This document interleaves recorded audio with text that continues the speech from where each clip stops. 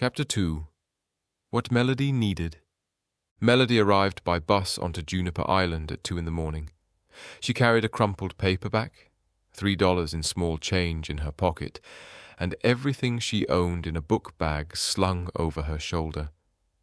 It was late April, just warm enough that she could sleep on a small outcropping of the beach without being noticed. In the morning she used the showers under the pier to rinse her sand-crusted hair and feet.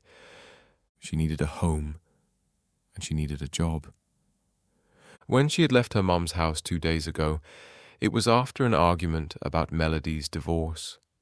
Her mother didn't understand why she let her ex-husband have everything. Her ex-husband had a lawyer she paid for, draw up the divorce papers. It was $2,000 of savings she had managed to squirrel away from his cocaine and gambling habits, well worth the price simply to be rid of him. She was not afraid to call herself a wimp in the matter for not making him pay for the whole thing, as long as she could get as far away from her mistakes as possible. Melody found a quiet place to stash her book bag in a hidden spot underneath the pier, and took her $3, her ID, and put on a thin hoodie, setting out toward Main Street. She thought about the bus driver who had dropped her off at his last stop before turning the bus around. "Juniper Island is where you want to go," he'd said after she'd mentioned she needed a job. "North Shore." "Why the North Shore? Is the rent reasonable?" "Everything you'll need is on the North Shore," he said. "Just stay out of the water, no matter how safe you think it might be. Undercurrents." He told her he had been a bus driver for nearly all of his life, and even with his dumpy body, his peppered hair, and his fat, bumpy nose, there was a level of calmness and surety in his words that forced Melody to pay attention. "Is there a job opening somewhere?" He smiled to himself quietly. The bus rolled to a stop and he pulled the lever to open the door. He turned in his seat to face her and motioned to the darkness. "You may not find exactly what you thought you wanted, but you'll get whatever it is that you need." Melody crossed Main Street after getting directions to the North Shore. She knew where North was, of course. The ocean was to the east, although from the middle of Main Street one could hardly see it since it was blocked by a massive hotel. What she couldn't tell was how far North Shore was. Would she be able to walk there? A small woman walking her pug to the beach had laughed at her, loud enough to be embarrassing, and let her know that the island was only 6 miles long and a mile wide. "You won't get lost for long," she said. "Just head north. Keep going even if it doesn't look right. You'll know." Melody headed north on the street that was closest to the ocean, passing condos and residential beach homes. 30 minutes later, the street ended. It looked like the end, because what was in front of her didn't look like a road anymore. A large, rusted iron bar was posted on top of 2 wood beams as a barrier. A faded yellow warning sign dangled on one bolt from the middle. Graffiti turned the words into an unsightly display of male genitalia. Beyond the barrier, there was a footpath between 2 towering sand dunes covered in beach grass. Melody scanned the closest beachfront vacation homes for signs of life. She was tempted to ask for directions. This couldn't be what people meant by North Shore. There wasn't anything there. Maybe she'd already passed it. She crossed the pavement to turn back and caught sight of a red clay tile roof just beyond the sand dunes. Keep going, even if it doesn't look right. She ducked underneath the iron bar and followed the path. She'd gone this far. She was determined to find out what the bus driver wanted her to see. Maybe it wouldn't be helpful, but at least she'd be able to say she tried. Stepping out from between the twin sand dunes, the footpath stopped at the drive of the 2-story building, looking almost like a large vacation home, except for the industrial piping on the roof. The sand-colored paint was fresh on the stucco walls. There was a wooden porch off to the side, disappearing around the back of the building. An overhang of bamboo thatch provided shade to the porch. Waves of heat and smoke drifted skyward from one of the industrial pipes poking out of the roof. The scent of baked sweetness teased her nose, but became lost to the breeze of the ocean before she managed to figure out what it could be. Beyond the building was the beach and the end of the island. A few dozen feet away from the shoreline, out in the ocean, stood a black and white striped lighthouse on a rocky island. It didn't look like the water could be that deep, as the base of the lighthouse appeared to be about the same height as the edge of the main beach. She imagined she could wade out to the lighthouse's island. Just stay out of the water, no matter how safe you think it might be. Undercurrents. The view was lovely, but she highly doubted this was what the bus driver meant when he said what she needed was on the North Shore. Or was he just trying to send her on a small adventure to look at a tourist attraction? Maybe that was why the old lady had laughed at her. Crazy locals. The wind settled down in the lee of the dunes, and the smell of sweet-baked goods returned. The more she looked at the building, the more it reminded her of a bed and breakfast. The second floor had windows and a couple of balconies, blending into the structure's stucco. The scent of sweetness and flour invaded her nose and sent her stomach rumbling. She dug her change out of her pocket, hoping it was enough for at least a biscuit and a cup of coffee. Maybe just the biscuit and some water. She hoped it wasn't the type of place that charged for water. The only writing on the outside of the building was the word Mayana, scribbled on a sheet of paper in black marker and taped to the glass screen door. The baking smell lured her to open the door and step inside. Maybe they needed a waitress or a bus girl. She couldn't remember ever staying in a bed and breakfast before. Motels, sure, but weren't bed and breakfasts supposed to be fancier? She thought about what lie she could tell the manager to convince him that she could do the job. That's great. Start your new life based on a lie. That's the way to go. Inside, candles and oil lamps lit the front entrance, illuminating a banner of Aztec designs hand-painted into the wall above her head. The entire lobby reminded her of a picture she once saw of a South American resort. There was no one at the mahogany front desk, which looked better suited for an executive office than a restaurant. On both sides of the hallway were two large archways openings. The rooms had clusters of tables and chairs set up, 2 dining rooms. Didn't a bed and breakfast need sitting areas? The black-painted wood tables were covered with gauzy tablecloths and lit candles in short vases. Melody could smell rose and vanilla blending with the baking smells coming from a hidden kitchen. She counted 4 people sitting together in the first dining room to her right, and a couple at a table in the second dining room. It was as she was deciding to just seat herself or wait that she noticed the mural painted around the fireplaces in each of the dining rooms. She moved closer, ignoring the 2 patrons huddled together near the window. The mural was an old-world map, one where the continents were horribly misshapen. There were sea monsters emerging from the seas and dragons among the mountains.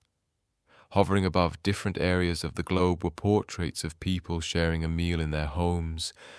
A portrait hovering over China showed a woman and a child sharing a bowl of noodles. One portrait above France had a man making coffee. Very cute. It was enough to make anyone hungry even hungrier. By the time they got their food, people were probably so hungry they would have eaten hockey pucks and been happy about it. There came a scuffling noise from behind a rear door to the dining room. A short man, nearly half Melody's 5'8", came out carrying a tray with crackers and soup bowls. He wore black pleated slacks and a white dress shirt. The little person had his black hair slicked back on his head. He ignored Melody and walked over to the patrons at the table, serving the bowls of soup and crackers. His lips pursed, his eyes fixed on his work. Task completed, he turned to Melody, pressing his fists against his hips. "Would you sit down, please?" He jerked his chin toward the crowd of empty tables. "Pick one." Rude. Was that who she'd have to work with? Maybe she better rethink this plan. Melody perched herself on a chair at a table close to the mural. Her stomach vibrated with hunger. She'd at least get some toast before she made the trek back to town to try somewhere else. What do you want to drink? The man produced a glass. She wasn't sure where he got it. It seemed to come out of thin air. There must be a cart somewhere she couldn't see from where she sat. Water is fine. May I see a menu, please? He scoffed and left the table. He returned a moment later with a pitcher of ice water. He filled her glass and turned to leave. Where's the menu? He ignored her and walked away. This place better have some fabulous food if it wanted to stay open, she thought. She may be in luck. This guy would scare the guests. She'd talk to the manager about the service and offer her own nice personality as an alternative. The waiter returned, tray in hand, steam drifting from plates of food. He stopped at Melody's table and started placing dishes in front of her. I didn't order anything yet. He rolled his eyes and put down a container of yellow jam. Without a word, he carried his tray back into the kitchen. In front of her was a large platter of still steaming scones and a plate of bacon and eggs to the side, as if an afterthought. Melody's eyes shifted to the couple a few tables away. The woman stared off at the wall as she absently spooned soup into her mouth. The older man broke from his daze, his eyes meeting Melody's. His thin mouth lifted up in a warm smile. Your first time, he asked. First time at a restaurant? Melody tilted her head, eyebrow raised. Is he always so rude? He laughed, breaking the woman's trance, causing her to look up from her soup. The older man spoke again. You'll learn how it works. Just enjoy your food. Melody gazed down at her plate again. The fragrance of pineapple, glazed sugar, and melted butter mixed together and tickled her nose. How was she going to pay for this? Her stomach's incessant growling forced her to drop her concern. If the owner had a problem, she'd complain about the service. She opened a scone, slathered on the pineapple jam, and took a bite. As the pineapple sage touched her tongue, Melody's eyes closed of their own bidding. Savory flavors mixed with the fluffiest sweet pastry she'd ever eaten astounded her taste buds. When the food slid down her throat, the restaurant disappeared. Her mind blacked out completely, dulling her senses like wading thickly inside a dream. Her surroundings swirled away and then solidified into a bakery she remembered as a kid when she'd been innocent to the world's dangers. A younger version of her mother stood next to her, holding her hand. Melody pointed to what she wanted to taste. An old woman, with softly gnarled hands and a sweet smile, stood behind the counter. Samples are free, she said as she handed Melody a biscuit, her voice soft like a song. Melody's feet glued to the floor as she watched the man behind the counter roll and cut fresh dough into biscuits.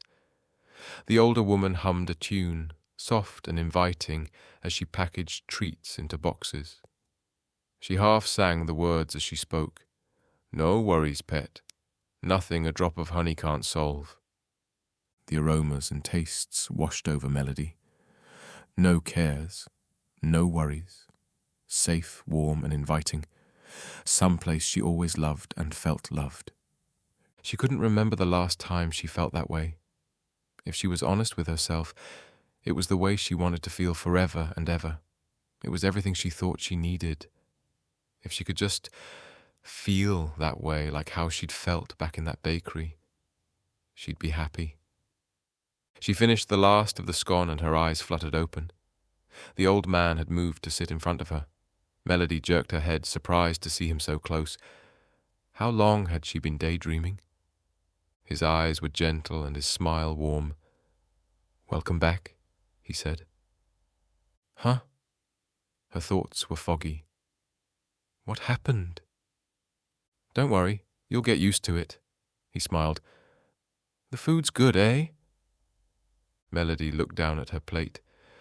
The delicious scone was gone. She still had eggs and bacon left, but she felt satisfied and a little lighter. Is it drugged? He laughed. No, not at all. And trust me, I've done my fair share to know. He winked toward his wife, who rolled her eyes.